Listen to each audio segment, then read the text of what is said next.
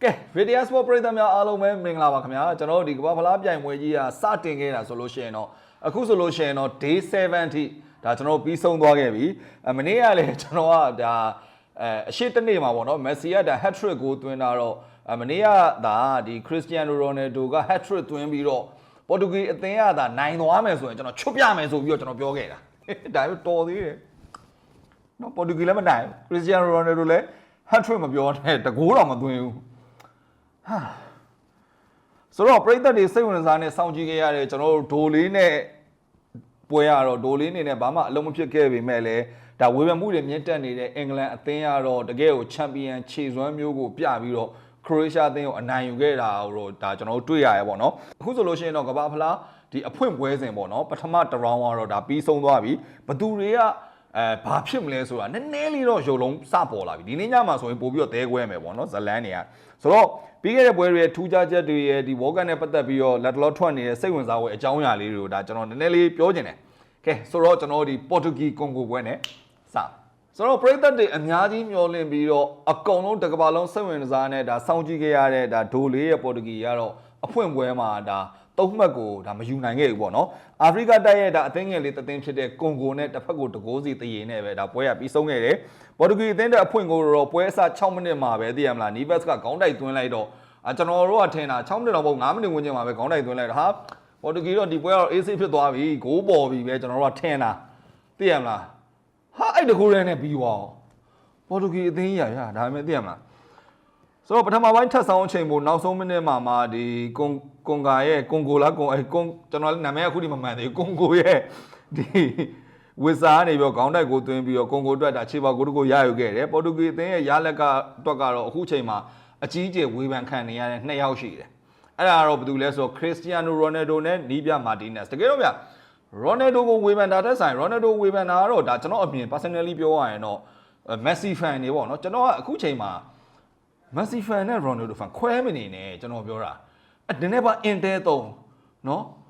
်သူတို့ဒီလို legends player ကြီး2ယောက်လုံးရဲ့နောက်ဆုံး walk at တာအေးစစ်စစ်ပါစပ်ပိတ်ပြီးကြည့်လိုက်တော့ဘာဖြစ်လို့ fan တွေခွဲပြီးတော့မင်းတို့ရဲ့ခရစ္စတီယာနိုရိုနယ်ဒိုကဂုတ်အတုတွေပဲဘာကြီးလုံနေရလဲကျွန်တော်တို့ကသူတို့နှစ်ဦးလုံးရဲ့ prime time ကိုကျွန်တော်တို့မှီခဲ့ပြီးကြည့်ရှုဝင်ရခဲ့ရလေကျွန်တော်ကန်ကောင်းတယ်ဒါသူတို့ရဲ့နောက်ဆုံးပြိုင်ပွဲအေးစစ်စစ်ပါစပ်လေးပိတ်ပြီးကြည့်လိုက်တာခံစားလိုက်တာပူကောင်းတယ်ကျွန်တော်ဆိုအခုဒါမက်ဆီဖန်မဟုတ်ဒါပေမဲ့ဟိုနေ့ကမက်ဆီ3ဂိုးသွင်းသွားတော့ဝမ်းသာတယ်သိရမလားသဘောတရားအဲ့လိုလေးပဲဖြစ်လိုက်တော့ကျွန်တော်ပြောတာပြီးရင် brother တို့ဒီ Cristiano Ronaldo ရောဒီ Messi တို့ရောကစားတယ် brother တို့ကြည့်ရတော့မှမဟုတ်ဘူးသဘောတရားကိုပြောပြတာဆိုတော့ထားလိုက်ပါတော့ဗျအဲ့ဒါရော internet ရဲ့ဒီပရိသတ်တွေပေါ့ဆိုတော့အဓိကတော့ Ronaldo ရဲ့အပြစ်လို့တော့ဒါမှပြောချင်ဘူးဒါပေမဲ့ခုနပြောသလိုဒိုလေးကတော့ဒီပွဲမှာဂိုးကန်ချက်ပေါ့နော်3ချိန်ဒါရခဲ့တယ်ဂိုးပေါက်တဲမှုကတော့မရှိခဲ့ဘူးအမြင်ပေါ်လူယူမှုကတော့2ချိန်ခံစစ်ကိုကူညီပံ့ပိုးပေးမှုကတော့1ချိန်မှမရှိပဲဒါပေါ်တူဂီသင်းလုံးမှာတော့ rating အနည်းဆုံးကစားသမားဖြစ်ခဲ့ရပေါ့နော်ဒီနေရာမှာကျွန်တော်တို့မေးစရာရှိတာကခရစ္စတီယာနိုရိုနယ်ဒိုကဒီပေါ်တူဂီအသင်းကိုဒါကယ်တင်မဲ့ကစားသမားလားပေါ်တူဂီကိုဖျက်ဆီးနေရရိုနယ်ဒိုလားဇလန်နီယာအခုအဲ့လိုမျိုးဖြစ်နေတာပေါ့နော်အထူးသဖြင့်အပိုင်ခွင့်2ကြိမ်နီးပါးလောက်ရခဲ့ပေမဲ့ဒီလိုမျိုးသူခောက်ကန်တဲ့ဟာတွေကဒါဂိုးပေါက်ဘေးကိုပဲဒါလွဲချော်ခဲ့တဲ့အနေထားကိုတော့ဒါကျွန်တော်တို့တွေ့ရရပေါ့နော်ပေါ်တူဂီကတပွဲလုံးမှာဘောလုံးပိုင်ဆိုင်မှု85%အထိအသာရခဲ့ပေမဲ့လည်းဂိုးပေါက်တဲ့ကန်ကျန်က3ချိန်ပဲဒါရှိခဲ့တာတော့ဒါလုံးဝဒါမဖြစ်သင့်ဘူးဆိုတော့အရှိမကျွန်တော်ပြောခဲ့သလိုပဲဒီပွဲတည်ကြသွားတာဒိုလေးတယောက်ထဲအကြောင်းတော့မဟုတ်ဘူးဗျနီးပြမာတီနက်စ်ရဲ့ပွဲကိုချင်းကပ်ပုံမှားယွင်းမှုကြောင့်လို့လဲဒါကျွန်တော်တို့သုံးသက်ချင်တယ်ဗောနော်အဲ့ဒါနဲ့လည်းသက်ဆိုင်တယ်တပွဲလုံးများပါပေါ်တူဂီကဘောလုံးပေးဖို့မှု962မှ9ချိန်အထိလောက်ခဲ့တယ်အဲ့ဒီမှာ80%လောက်ကသိရမလားဘေးကိုပြန်ပေးတာရဲ့နောက်တန်းမှာပြန်ပေးယူလောက်တာရဲ့ဇလန်းတွေအဲ့လိုဖြစ်နေပြီးတဲ့ခါကျတော့ပေါ်တူဂီကနောက်တန်းနဲ့ကွင်းလျာနေဘဲတောင်မှပြေးရကောင်းတဲ့နက်တိုရဲ့ရှေ့ကိုဘောလုံးကိုကြော်ချပေးတဲ့ပုံစံတစ်မျိုးနဲ့ပဲဒါပထမပိုင်းတစ်ပိုင်းလုံးမှာအဲ့ဒီပုံစံနဲ့ပဲသူတိုက်စစ်ဆင်ပြီးကစားတာဆိုတော့အရန်ပို့ပြောရမယ်ဆိုကွန်ဂိုလိုအသင်းလေးတောင်များပေါ်တူဂီရဲ့ကစားကွက်ကိုဒါပွဲအစမှာဒါရုတ်တရက်မဖတ်နိုင်သေးလို့သူတို့ဂိုးပေးလိုက်ရပြီမဲ့နောက်ပိုင်းမှာသူတို့ကစားကွက်ကိုဖတ်နိုင်သွားပြီအဲ့ဒီအချိန်မှာပေါ်တူဂီကြောင်ပြောက်တာပဲဇလန်အသိရမလားမာတီနက်စ်မှာခုနပြောသလိုဆိုရင်ဘာမှ plan B မရှိဘူးမာတီနက်စ်ကတော့ကျွန်တော်တို့နဲ့ရင်းနှီးတဲ့နီးပြဖြစ်တယ်ရင်းနှီးတဲ့ဆိုတာဟိုလိုမျိုးခင်နာမင်းတော့ပြောတာမဟုတ်ဘူးเนาะဒါစတာပါကျွန်တော်တို့ဒါသူ့ရဲ့ပွဲတွေကိုကျွန်တော်တို့ဒီ Premier League မှာလည်းကြီးခဲ့တယ်ဒါပေမဲ့ तू ကလည်းခေါင်းပါတယ်ဗျာပြီးတော့ကျွန်တော်တို့မကြိုက်တာ तू ဘယ်ဂျီယန်အသင်းကို तू ကင်တယ်ဗျာဘယ်ဂျီယန်ရဲ့ရွှေအောင်မျိုးဆက်ကြီးကိုဖျက်ဆီးခဲ့တဲ့အထက်မှာ तू လည်းပါတယ်ဇလန် ဒီ Brian ရဲ့အကောင်းဆုံးအချိန်များစသဖြင့်အဲ့ဒီအချိန်မှာများပြောမှဆိုတော်တော်များကစားဘယ်ဂျီယန်အသင်းရဲ့ပြီးတော့ Hazard လိုကစားသမားမျိုး Prime time များအဲ့လိုမျိုးကစားသမားတွေအကောင်းဆုံးအချိန်ကြီးကိုမှာတော့မှဘယ်ဂျီယန်အသင်းကိုကင်ခဲ့တာတလွဲကင်ခဲ့တာဟာအခုဆိုလဲပေါ်တူဂီမှာဘာထူးလဲကျွန်တော်တို့ United ရဲ့ Bruno Fernandes ရဲ့ Prime time ပဲအကောင်းဆုံးအချိန်ပြီးတော့ကျန်တဲ့ဒီ PSG အသင်းရဲ့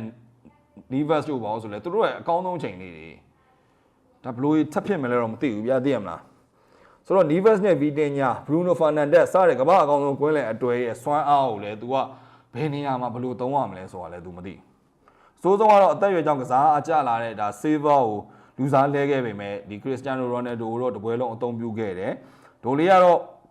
ဒီလိုမျိုးယူရိုနဲ့ကမ္ဘာဖလားလို့ပြန်ပွဲကြီးမှာကစားခဲ့တဲ့နောက်ဆုံး10ဝဲမှာတော့ तू ဂိုးမသွင်းနိုင်ခဲ့ဘူးပေါ့နော်ဒါကတော့သူ့အတွက်ဒါကျွန်တော်တို့ကတော့စိတ်မကောင်းဖြစ်ရပါတယ်ကဲဘယ်လိုပဲဖြစ်ပါနောက်ပွဲမှာလည်းကျွန်တော်တို့ပေါ်တူဂီအသင်းကိုဆက်ပြီးတော့ Cristiano Ronaldo ချစ်တဲ့စိတ်နဲ့ပဲအားပေးရအောင်ပါပဲကဲနောက်ထပ်တစ်ပွဲကတော့တစ်ကမ္ဘာလုံးမှာစိတ်ဝင်စားမှုအများဆုံးဖြစ်ခဲ့တဲ့ပွဲဖြစ်တဲ့အင်္ဂလန်နဲ့ခရိုအေးရှားပွဲဒီပွဲမှာတော့ဒါအင်္ဂလန်အသင်းကဒီအုပ်စုအဖွင့်မှာပဲပြောရမှာဆိုလို့ရှိရင်တော့မျက်နှာပန်းလှခဲ့တယ်ဗျာအင်္ဂလန်ရဲ့ခြေစွမ်းကနိုင်ပွဲထိုက်တန်တယ်ဆိုလို့ရှိရင်တော့မှဒါဒီပွဲမှာခရိုအေးရှားရဲ့ခြေစွမ်းကလည်းကျွန်တော်တို့4-2နဲ့အပေါ်ရင်ကြည့်လိုက်ရင်တော့ဗျာ4-2နဲ့ခရိုအေးရှားရှုံးသွားရပေါ့ဒါပေမဲ့အရှုံးနဲ့ထိုက်တန်နေပြန်လားဆိုတော့လေအရန်မထိုက်တန်နေပြန်ဘူးပွဲတော်တော်လှတယ်ဆိုတော့တူချယ်ရဲ့အနေနဲ့လည်းကျွန်တော်တို့အမြဲပွဲအစဒီ live မှာလည်းကျွန်တော်တို့ပြောခဲ့ပါတယ်ဒီပွဲအစကတော့ကျွန်တော် live ကတော့ Brother Smooth ရဲ့ဒီ Facebook page မှာကျွန်တော်တို့ညစဉ်9:00နာရီနဲ့ကျွန်တော် live တင်ဆက်နေပါတယ်အဲဒီမှာလည်းကြည့်ရှုအားပေးကြပါဦးဒါကြော်ညာလေးတစ်ဖြတ်ပေါ့နော်တူချယ်ကလည်းသူဒီကမ္ဘာဗလားလူစင်းရွေးချယ်မှုမှာဘာဖြစ်လို့ဒီ star player တွေထပ်ပေါ့နော်အသင်းရဲ့ဟန်ချက်ညီမှုကိုဦးစားပေးပြီးတော့ရွေးချယ်ခဲ့တယ်လဲဆိုတော့လေဒါဒီပွဲမှာဒါကျွန်တော်တက်တည်ပြခဲ့တာကိုတွေ့ရတယ်ဘာဖြစ်လို့လဲဆိုတော့အင်္ဂလန်အသင်းမှာအခုလက်ရှိ squad မှာဆိုလို့ရှိရင်ကျွန်တော်အားအနည်းဆုံးလို့ဒါပြောလို့ရမယ်နောက်တန်းကြည့်မယ်ဆိုမနေ့ကပွဲထွက်လာဆိုလို့ရှိရင် Konsa နဲ့ John Stone ကသူ့ရဲ့အသက်အရွယ်ကြောင့်ကစားနေနေကြတယ်ပြီးတော့ star player ဖြစ်တဲ့အတွက် John Stone ကိုကျွန်တော်မကောင်းပြောတာမဟုတ်ဘူးเนาะဒါပေမဲ့ဆရာကြီးစတိုင်ကစားတယ်ဒါပေမဲ့ Konsa ကတော့အဲ့လိုမဟုတ်ဘူးခွေးလိုနွားလိုကစားတာဒါကျွန်တော်စကားရိုင်းမယ်เนาะတကယ်ကိုဒီ John Stone ရဲ့ဒီအပေါက်တွေရောအတင်းမှာတပွဲလုံးကိုပြေးပြီးစော်တာတကယ်ကိုတင်းမှာအပင်ပန်းခံပြီးစော်တာဆိုတော့ဒီလိုမျိုးတွေကြောင့်ပဲတင်းမှာ Konsa တို့ Guri တို့လိုကစားသမားမျိုးတွေကိုတူချယ်အနေနဲ့ရွေးချယ်ခဲ့လို့ပဲဒါကျွန်တော်တို့ထင်တယ်ဒါပေမဲ့အင်္ဂလန်ပွဲဆိုတော့လည်းဗျထုံးစံအတိုင်းဒါဝေဖန်မှုတွေကတော့ရှိခဲ့တယ်အဲ့ဒါတော့ဗာလဲဆိုတော့ပွဲစား7မိနစ်မှာ12မိနစ်မှာပဲအင်္ဂလန်ဥဆောင်ကိုရခဲ့ပြီးတော့အဲ့ဥဆောင်ကိုကလည်း Harry Kane ကပက်နတီကနေပြီးတော့ကန်သွင်းခဲ့တာဒါပေမဲ့ပထမကန်တဲ့ပက်နတီကမဝင်ဘူးအဲ့လီဗာကိုဗစ်ခရိုအေးရှားတင်းရဲ့ကိုသမားလီဗာကိုဗစ်ပုတ်ထုတ်ကာကွယ်လိုက်တယ်ဒါပေမဲ့ဒိုင်ကနေပြီးတော့ VAR နဲ့ပြန်ကြည့်ပြီးတော့လီဗာကိုဗစ်ကဒါစီးအပြင်ကိုထွက်တယ်ဆိုပြီးတော့ပြောပြီးနောက်တစ်ချိန်ပြန်ကန်ခွင့်ပေးခဲ့ဒါပေမဲ့အဲ့ဒါလေကျွန်တော်ပရိသတ်တွေကိုကြတော့ဖြတ်ခနဲပဲပြလိုက်တယ်ပွင့်လင်းပြောရရင်များHarry Kane ကန်တဲ့အချိန်မှာ Harry Kane ကဘောလုံးကိုသူ့ခြေထောက်နဲ့ထိလိုက်တဲ့အချိန်မှာလီဗာကိုဗစ်ကအရှိကိုထွက်လာခဲ့ရင်ဒီအလုံးကကျွန်တော်တို့ပြန်ကန်ရမလို့ပေးလိုက်လို့ရတယ်ဆိုတာမဖမ်းနိုင်ဘူးဆိုတာကိုကျွန်တော်သတ်မှတ်လိုက်လို့ရတယ်ဒါပေမဲ့ဒိုင်ကနေပြီးတော့ဒါပန်နီကန်တဲ့အချိန်မှာစီးရှေကိုထွက်ဖမ်းတယ်ဆိုပြီးတော့အဲ့လိုမျိုးဖြစ်တာဇလန်းနေရဒါပေမဲ့ကျွန်တော်တို့ဖြတ်ခနဲပြလိုက်တဲ့အချိန်မှာခြေထောက်ကစီးကိုနင်းနေလားမနင်းနေဘူးလားဆိုတာလည်းအနီးကပ်ပြတဲ့ပြကွက်တွေတော့ကျွန်တော်တို့မတွေ့လိုက်ဘူးဒါပြလားမပြလား brother တို့လည်းတစ်ချက်ပြောပေးအောင်ကျွန်တော်အဝေးကနေပဲသူဖြတ်ခနဲ10စက္ကန့်20စက္ကန့်လောက်လှမ်းပြလိုက်တယ်အဲ့ဒီအချိန်မှာတော့တဲတဲကွဲမမြင်ရအောင်ဗျာသိရမလားကျွန်တော်ပြောတာဆိုတော့အဲ့လိုမျိုးပေါ့နော်ဟိုအင်္ဂလန်ပွဲဆိုတဲ့အတိုင်းပဲအငင်းပွားစရာတွေကတော့ရှိခဲ့တယ်ဆိုတော့အဲ့ဂိုးနဲ့ပဲဒါအင်္ဂလန်အသင်းကဥဆောင်ကိုရခဲ့တယ်ဒါပေမဲ့ပွဲချိန်36မိနစ်မှာဒီခရိုအေးရှားအတွက်ခြေပါဂိုးကိုတကယ်အဝေးကန်ကျလှလှပပနဲ့ပြန်ပြီးတော့သွင်းယူပေးနိုင်ခဲ့တယ်ဒါပေမဲ့ခရိုအေးရှားရဲ့ပျော်ရွှင်မှုကတော့ကြာရှည်မခံလိုက်ဘူးဘာလို့လဲဆိုတော့ပွဲချိန်48မိနစ်မှာဒါကြီးကလည်းဖော်မူလာကွက်ပဲဒေါင်းကန်ဘောကနေပြီးတော့ Harry Kane ကဒါလွတ်ကျွတ်ကြီးသူတယောက်တည်းတိုက်ရတာသိရမလားတိုက်ပြီးတော့ဒုတိယဥဆောင်ကိုရခဲ့တယ်အဲ့ဒါကလည်းခရိုအေးရှားအသင်းရဲ့ set speed အားနည်းမှုတွေကိုဒါအင်္ဂလန်အသင်းကအသုံးချပြီးတော့ဒါသွင်းယူသွားရလို့ပဲပြောရမှာပဲဒါပေမဲ့အဲ့ဒါနဲ့ကျွန်တော်တို့ထင်နေရပြ2-1နဲ့ပထမပိုင်းပြီးမယ်ဆိုပြီးပဲထင်နေရဆိုတော့ပထမပိုင်းပြီးကန်ဒီထပ်ဆောင်အချိန်ကိုနောက်ဆုံးမိနစ်နောက်ဆုံးစက္ကန့်မှာမှဒီမူဆာကနေပြီးတော့ခြေပါကိုပြန်သွင်းပြီးတော့ပထမပိုင်းမှာနဲ့2ဂိုးနဲ့ဂိုးပေါ်နေပြီဒီပွဲရလည်းအရန်လှပြောရမှာဆိုတော့ဒုတိယပိုင်းမှာတော့အင်္ဂလန်ရဲ့ကစားပုံကလုံးဝကိုပြောင်းသွားတယ်တိုက်စစ်ကိုဗျာဖွင့်ပြီးရင်ဖွင့်ကစားတယ်ကျွန်တော်အင်္ဂလန်ပွဲတွေကျွန်တော်တောက်လျှောက်ကြည့်လာတာကျွန်တော်ကမ္ဘာဟိုးရင်ကျွန်တော်တို့အင်္ဂလန်အသင်းဒီဘရာဇီးကိုရှုံးတဲ့အရှိတွေကတည်ရမှာဒေးဗစ်ဘက်ခန်တို့ပေါ်စကိုတို့အဲ့ခေတ်တည်းကကြည်လာကျွန်တော်အဲ့လိုမတွေ့ဘူးသေးဘူးသလားအင်္ဂလန်တည်းကထားတော့အခုလိုမျိုးတူတူလို့ဖြစ်နေပြီဆိုလို့ရှင်သူတို့က ဒုတိယပိုင်းကပိုဆိုးတာအင်္ဂလန်ရဲ့တမိုင်းပါလေဒါပေမဲ့ဒီနေ့ပွဲမှာတော့သူတို့ဒုတိယပိုင်းကစားပုံကြီးပြောင်းသွားတယ်ဒုတိယပိုင်းစပြီးတော့ဒီ2မိနစ်အကြာမှာပဲဒီဘယ်လင်ဂန်ကသူ့ရဲ့တကူတော့အစွမ်းနဲ့ဒီကွင်းလယ်နေပါလောက်ကနေပြီးတော့ပြောမှာအမြင်ကလောက်အောင်ကောင်းတာဗျာသိရမလားဆွဲပြီးတိတ်တရကိုသွင်းသွားတယ်အဲဒီနောက်ပိုင်းမှာတော့ခရိုအေးရှားတိုက်စစ်ဖွင့်ကစားခဲ့လို့2သင်းသလုံးဂိုးသွင်းခွင့်တွေရခဲ့ပေမဲ့အင်္ဂလန်ကတော့ဒါဂိုးသွင်းခွင့်ပိုများခဲ့တယ်ဒီပွဲမှာတော့ဒီခရိုအေးရှားအသင်းရဲ့ဒီလီဗာကိုဗစ်ဂိုးသမားပေါ့နော်လီဗာကိုဗစ်ကအင်္ဂလန်ရဲ့အပိုင်ကန်သွင်းချက်ပေါ့နော်8ချိန်လောက်ကိုလက်ဆွမ်းပြပြီးတော့ကာကွယ်သွားတာတော့ကျွန်တော်တို့တွေ့ရတယ်ပွဲချိန်85မိနစ်မှာတော့တံပြန်တိုက်ဆက်ကနေပြီးတော့လူစားဝင်လာတဲ့ကစားသမားစကာခင်းပေးလိုက်တဲ့ဘောလုံးကိုပဲလူစားဝင်လာတဲ့ကျွန်တော်တို့ရဲ့ပြမာကြီးဦးကောင်းပေါ့နော်ဆိုတဲ့နိုင်တဲ့ကစားသမားဟောင်း Rashford ကနေပြီးတော့ဒါပိတ်သွင်းပြီးတော့စတုတ်တာကိုသွင်းခဲ့တယ်ဒီဂိုးကလည်းပြောမယ်ဆိုရင်တော့ဟိုတချို့အောင်ကြည့်မှာ Rashford တောင်ဂိုးသွင်းတယ်မဟုတ်ဘူးနော်အင်္ဂလန် squad တက်ဘယ်လောက်ကောင်းလဲဆိုတော့ဒီဂိုးကတက်တည်ပြလိုက်တယ်ဘာလို့ဆိုဝင်လာတဲ့အရန်ဝင်လာတဲ့ကစားသမားတိုင်းကလည်းဒါဂိုးသွင်းနိုင်ခြေရှိတယ်ဆိုတော့ဒါပြလိုက်တယ်လို့ပဲဒါကျွန်တော်တော့မြင်တယ်ပြီးတော့နောက်တစ်ခုအင်္ဂလန်ကွင်းလေအထိုင်နဲ့ကျွန်တော်အရန်ကြိုက်တယ်ဒီတော့ငြိမ်နေရပဲသူတို့ဟို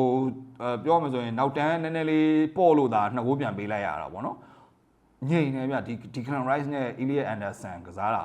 ကောင်းလိုက်တာဘယ်လင်ဂန်ကိုလည်းပြီးတော့နောက်တစ်ခုကျွန်တော်ကြိုက်တာ star player မို့လို့ဘယ်လင်ဂန်ကိုပဲအရင်တော့ကနီးပြရဆိုရင်ဗျဘယ်လင်ဂန်ကိုပဲသိရမလား star player မို့လို့တေပြီးစော့တယ်သဘောတကွာ Harry Kane စီကိုပဲပေါ်လုံးနေအခုကအဲ့လိုမဟုတ်တော့ဘူးဘယ်လင်ဂန်ကလည်းဒီပွဲရဲ့ဟိုလိုမျိုးဘယ်လိုပြောရမလဲ star player အနေနဲ့စော့နေတာမဟုတ်တော့ဘူးပြီးတော့ Harry Kane ဆိုလို့ရှိရင်လည်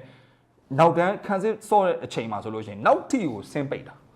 ဆိုတော့တသင်းလုံးကစားရတာဗျာသိလားဒါကြီးကတော့ကျွန်တော်တို့အင်္ဂလန်အသင်းအတွက်အင်္ဂလန်ရဲ့ကစားပုံပြောင်းသွားရလို့ပဲဒါကျွန်တော်တို့ကတော့ပြောချင်တယ်သိရမလားပြီးတော့ဒါပေမဲ့ဒီပွဲပြီးမှလူစိတ်ဝင်စားစရာဖြစ်ခဲ့တာကတော့ half time မှာတဲ့တူချေကအိုလဲခဲ့တဲ့မှာအင်္ဂလန်ကစားသမားတွေကိုဘာပြောခဲ့လဲဆိုတာလေဒါစိတ်ဝင်စားစရာကောင်းခဲ့တယ်ဒါကြီးကတော့ rumors လည်းဖြစ်နိုင်တယ်တကယ်လည်းဖြစ်နိုင်တယ် who's knows ဆိုတော့နော်ဘယ်သူသိမှာလဲဒါကျွန်တော်တို့ကလည်းခံမှန်းပြီးတော့ထွက်လာတဲ့အတင်းကို brother တို့ပြန်ပြီး sharing လုပ်ပေးရပါ Harry Kane ကဘာပြောခဲ့လဲဆိုတော့တူချေရတဲ့သူတို့ကဘာပြောခဲ့လဲဆိုတော့ငါတို့ရှုံးခဲ့ရင်တော့နဲ့ကိုပုံစံတိုင်းကိုကစားပြီးပဲရှုံးမယ်တဲ့ခရိုအေးရှားတင်ကိုဘာမှကြောက်နေစရာမလိုဘူးဆိုပြီးတော့ဒါ Harry Kane ကတော့ဒါ interview မှာဒါပြောခဲ့ရပေါ့နော်တူချေကသူတို့ဒါမျိုးပြောခဲ့ရဆိုပြီးဒါပေမဲ့အင်္ဂလိပ်မီဒီယာရဲ့အတွင်းသတင်းအရတော့တူချေကကစားသမားတဦးချင်းစီရဲ့သူတို့ရဲ့အမှားတွေကိုထောက်ပြပြီးတော့ share plan နဲ့တွေ့ခဲ့တယ်ဆိုပြီးတော့လည်းပြောတယ်နှစ်ခုလုံးဖြစ်နိုင်တယ် brother တို့ဘာသာ brother တို့ယုံကျင်တဲ့အရာကိုယုံများဒီလိုသတင်းတွေရတော့တူချေကိုအင်္ဂလန်မီဒီယာတွေချီးကျူးခဲ့တာတခုတော့တူချေကဘယ်လင်ဂန်လိုကစားသမားကိုတောင်ခုနကျွန်တော်ပြောတဲ့အရာအဓိကကစားသမားအဖြစ်တီမကစားဘဲနဲ့လိုအပ်တဲ့နေရာမှာ live ဖြည့်ပြီးကစားတတ်တဲ့ squad player ဖြစ်အောင်နိုင်ညွှန်ကြားနိုင်ခဲ့တာတော့ဒါကျွန်တော်တို့တွေ့ရတယ်ခရိုအေးရှားနီးပြဒါလေးကတော့ဒါခရိုအေးရှားအားနည်းချက်ဖြစ်တဲ့ Sesvik ကိုအင်္ဂလန်အသင်းကအသုံးချနိုင်ခဲ့လို့ဒီပွဲမှာနိုင်ပွဲရခဲ့တာဆိုပြီးတော့ပြောခဲ့တယ်ဟုတ်တယ်ဗျဒီ Harry Kane ကောင်းတိုက်တဲ့ဒုတိယအလုံးသာမဝင်ခဲ့ဘူးဆိုရင်လည်းပွဲဖြစ်ရတစ်မျိုးတစ်ဖုံပြောင်းလဲသွားနိုင်တယ်ဘလို့ဖြစ်မနေအကြည့်ရတဲ့အဲ့နှစ်ပွဲလုံးကတော့အစောပိုင်းပွဲနှစ်ပွဲလုံးက share ပဲချိုးတယ်ရမ်းမိုက်တယ်ကဲနောက်နှစ်ပွဲကတော့ကျွန်တော်နည်းနည်းတူတုတ်ပဲပြောလိုက်တော့မယ်ဗျာဂါနာနဲ့ပနာမာဒီပွဲမှာလည်းဗျာပရိသတ်သိပြီးသားကစားသမားစာရွက်ပေါ်လူစရင်အစင်လာကဘာအစင်သတ်မှတ်ချက်အပိုင်းတွေမှာဂါနာပနာမာထက်စားလို့ရှိရင်အဖက်ဖက်အတာတယ်ဒါပေမဲ့တကယ်တမ်းပွဲကစားတဲ့အချိန်မှာတော့ပွင့်လင်းပြောရင်တော့Carlos Queiroz ကင်တွယ်တဲ့ဂါနာကိုဒီပနာမာအခြေစွမ်းအသာစီးနဲ့ပွဲချိန်ပြင်းနီးပါဒါဖိကစားနိုင်ခဲ့တာကိုကျွန်တော်တို့တွေ့ရတယ်ပထမပိုင်းပဲကြည့်ပြီးစက်မကြည့်ပဲနေပိုင်းဆိုရင်တော့ဒီပွဲမှာနိုင်ချင်းနိုင်ပနာမာပဲနိုင်မယ်ဆိုပြီးတော့ပဲဒါလူတိုင်းကထင်ရလောက်တဲ့အထိကိုပနာမာရဲ့ကစားပုံကောင်းခဲ့တယ်ဒါပေမဲ့လည်းဟိုမထင်မှပဲတော့ကစားပုံဘယ်လောက်ကောင်းသိရမလားနိုင်ပွဲရောက်ဖို့လိုအပ်တယ်အနိုင်ကတော့ခုနပြောသလိုပဲဒါဂါနာကရသွားရပါတော့ဂါနာကိုသမားဒီဇီကီဆိုလို့ရှိရင်လည်းလူစားလဲခံခဲ့ရပြီးတော့ကိုသမားအစာလေးဝင်ကစားခဲ့ရတယ်ဘာလို့ဆိုသူကမြာသိရမလားဖမ်းရတာဆိုတာဗျာသိရမလားပနာမာရဲ့ခက်ကြမ်းကြမ်းကစားပုံတွေတောက်လျှောက်သိရမလားကျုံတဲ့ဟာတွေကိုသူ့မှာကာကွယ်ရတဲ့အချိန်ကျတော့သိရမလားဟိုလူစားတောင်လဲလိုက်ရတယ်ကိုသမားဒါကြီးကတော့ကဘာပလာသမိုင်းတစ်လျှောက်မှာပထမပိုင်းပြီးတဲ့အချိန်မှာလူစားလဲရတဲ့တတိယမြောက်ကိုသမားအဖြစ်သူကတော့အဲ့ဂုံဘုတ်တစ်ခုတော့သူပိုင်ဆိုင်သွားတာပေါ့ဗျာဆိုတော့ပနာမာကတော့သူတို့ရဲ့ကဘာပလာသမိုင်းတစ်လျှောက်ပထမဆုံးရမှတ်ပိုင်ဆိုင်နိုင်မဲ့အခွင့်အရေးကိုတော့62မှ5မိနစ်မ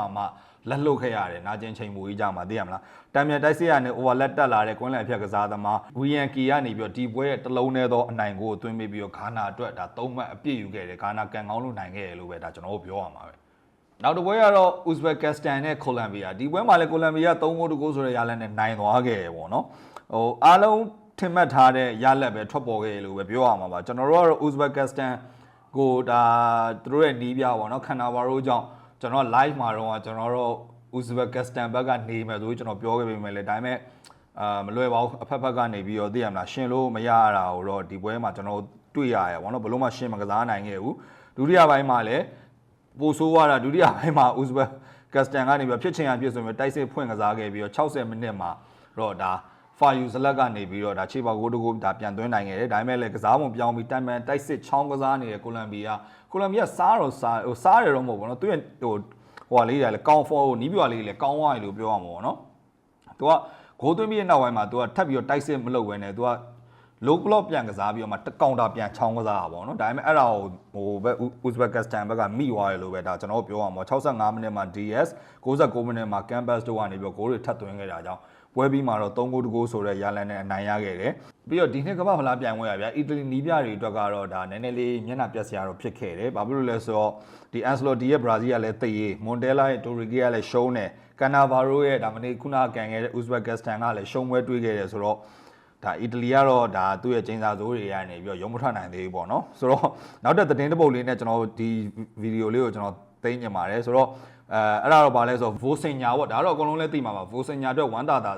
စရာသတင်းတစ်ပုဒ်ပေါ့နော်ဆိုတော့စပိန်နဲ့ပွဲမှာလက်စွမ်းပြခဲ့တဲ့အသက်40ရဲ့ရှိပြီဖြစ်တဲ့ဒီဝိုင်းကိုသမားကြီး Vosinha ကတော့သူ့ရဲ့စံနာတစ်ခုကတော့ပြေးဝါသွားခဲ့တယ်အဲ့ဒါဗာလဲဆိုတော့ Vosinha ကဒီစပိန်နဲ့ပွဲမှာသူ့အမေကိုကွင်းထဲအထိလိုက်ပါအားပေးနိုင်ဖို့အတွက်ကြိုးစားခဲ့ပေမဲ့အမေရိကန်ပြည်ဝင်ခွင့်ဗီဇာမရခဲ့လို့ဒါကြီးစုခွင့်မရခဲ့ဘူးပေါ့နော်ဒီကိတ်ပါတီနိုင်ငံကအမေရိကန်ဗီဇာလျှောက်ဖို့အတွက်ဒေါ်လာ1000ခွဲပေးရတဲ့နိုင်ငံတွေထဲမှာပါဝင်တယ် Oh my god ဒေါ်လာ1000ခွဲဆိုတော့ကျွန်တော်တို့ဒါမြန်မာငွေနဲ့တွက်မယ်ဆိုလို့ရှိရင်တော့ဟိုဘယ်လိုပြောရမလဲကျွန်တော်တို့ဟိုအပြင်ဈေးထားပါတော့4000လောက်နဲ့တွက်မယ်ဆိုရင်တော့3600ဝန်းကျင်လောက်ရှိတဲ့ပတ်စံဗျအမေရိကန်ပြည်ဝင်ခွင့်ဗီဇာလေအဲဆိုတော့ဒါဒီပတ်စံကြီးတွင်းပြီးမှလည်းဒါဝင်ခွင့်ရမလားမရမလားဆိုတော့လည်းမသိကြဘူးကျွတ်စင်ဗီဇာကြီးက1000ခွဲတယ် Oh my god သိရမလားဆိုတော့ကိတ်ပါတီနိုင်ငံသားအများစုကလည်းအမေရိကန်နိုင်ငံရောက်ပြီးလို့ရှိရင်ခုနပြောသလိုပဲသူတို့ကနိုင်ငံသေးဖြစ်တဲ့အတွက် overstay နေမပြန်တာကြောင့်လည်းဗီဇာဒီဝင်ဖို့ဒါခွင့်ပြုတဲ့နေရာမှာကြန့်ကြာရလဲဒါဖြစ်နိုင်တယ်ပေါ့နော်အခုကျွန်တော်ခုနပြောခဲ့တဲ့ Vosinha ရဲ့သတင်းကတော့ကမ္ဘာဖလားမှာလူစိတ်ဝင်စားမှုများတဲ့သတင်းတစ်ပုဒ်ဖြစ်ခဲ့ပြီးတော့အမေရိကန်ရဲ့နိုင်ငံသားရေးဝန်ကြီးဖြစ်တဲ့ဒီမာကိုရူဘီရိုကိုတိုင်ကနေပြီးတော့ဗီဇာရဖို့ဆောင်ရွက်ပေးခဲ့လို့သိရတယ်ဒါမျိုးအရန် highlight ဖြစ်ပြီးတော့ဘုံဖြစ်သွားတဲ့အချိန်မှာတော့သူတို့ကဗီဇာပေးလိုက်ပါဆိုတဲ့နေတာပေါ့နော်နောက်မို့ဆိုရင်တော့1000ခွဲဒေါ်လာ1000ခွဲ3600ကျော်ကျွတ်စင်အခုဆိုရင်တော့ခုနပြောသလိုပဲနောက်ပွဲတွေမှာတော့ဒီ Vosinha ရဲ့မိခင်ကဒါဇွန်လပေါ့နော်22ရက်နေ့မှာကစားမယ်ဥရုဂွေးနဲ့ကိတ်ပါတီပွဲကိုလာအောင်ကြည့်ရှုခွင့်ရတော့မှာပဲဖြစ်တယ်ဒါလေးကတော့ကျွန်တော်တို့ဘောလုံးနဲ့ပတ်သက်တဲ့ဝမ်းသာစရာကြည်နူးစရာသတင်းလေးပါဒီညမှာလဲကျွန်တော်တို့ဒီကမ္ဘာဖလားရဲ့ဒီပထမတရောင်းကပြီးသွားပြီဆိုတော့ဒုတိယတရောင်းမှာလဲဘယ်အသင်းတွေကပြုတ်ပြီးတော့ဘယ်အသင်းတွေကအုပ်စုကနေပြီးတော့စောစီတက်သွားမလဲဆိုတော့